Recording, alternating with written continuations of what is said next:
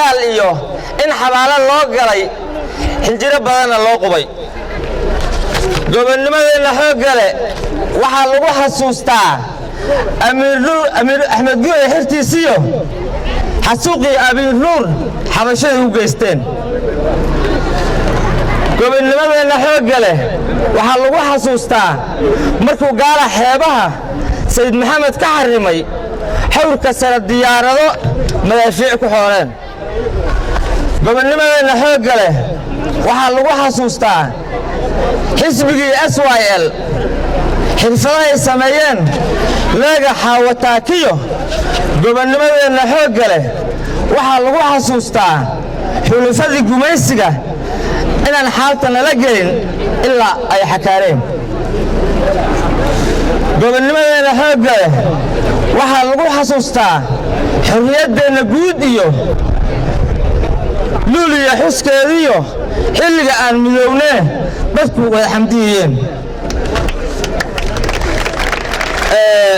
intaasay ahayd waxyaabaha lagu xasuusan karo oo gobonnimadana loo soo maray oo dhibka iyo maxaa la oran jiray bay qayb ka ahayd waxaan rabaa marka inaan maxaa la oran jiray aan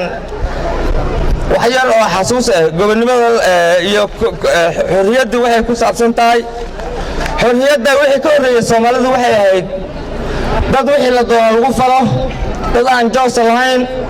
dad la dhibaateeyo dad dalkooda lagu haysto dad maxaa la oran jiray la dhibaateeyay ahaayeen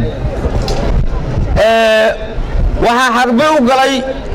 waxa uu fakiray awooyaalkan iyo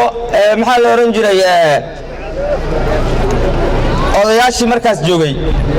waxay suura geliyeen ilaahay falligii inaan caawa annagoo xor ah aan sanad guuradii 59aad isugu imaano xafladan kaliya ma aan meel kasta oo Soomaaliya oo xafladda caawa way taalaa meel kasta oo Soomaaliya xafladda way taalaa waxaan marka Soomaali weyn leeyahay Soomaaliya ha waarto Soomaaliya ha waarto Soomaaliya qowmteeda la soo dumo wabillahi tawfiiq